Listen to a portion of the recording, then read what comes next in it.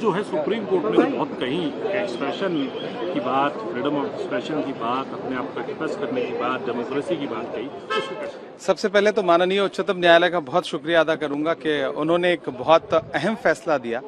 ये फैसला सिर्फ एक इमरान प्रतापगढ़ी के लिए राहत नहीं है, बल्कि इसका संदेशा दूर तक है।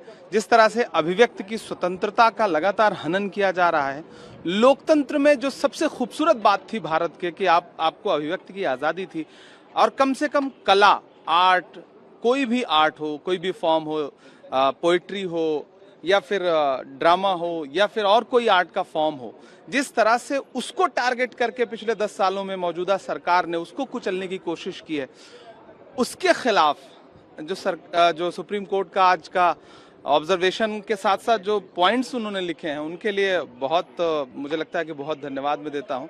और मैं मेंबर ऑफ पार्लियामेंट हूं, बेसलेस एक एफआईआर मेरे ऊपर हो जाती है और उसके बाद मुझे इतना परेशान होकर माननीय उच्चतम न्यायालय तक आना पड़ता है, तब जाकर के मुझे न्याय मिल पाता है। तो सोचिए इस देश की आम जनता, आम आवाम कितना इस तरह के मामलों के शिकार हो रहे होंगे। तो ये एक लंबी लड़ाई है और मुझे लगता है कि सरकारों को इस दिशा में सोचना चाहिए कि जनता प्रताड़ित हो रही है, पुलिस एक टूल बन करके काम कर रही है, आपसे असहमत हैं तो आप पे एफआईआर है।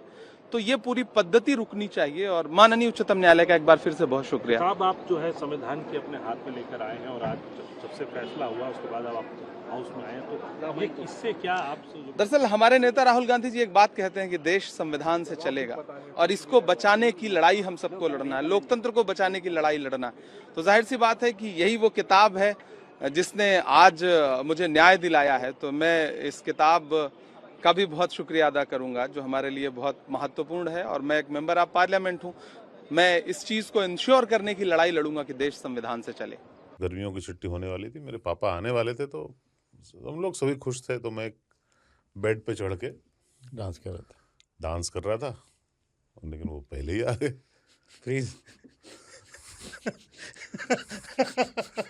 तो मैं उस समय तो कंटिन्यू नहीं कर सकता था ना, तो फ्रीज फ्रेम टाइप का हो गया। कसम पैदा कर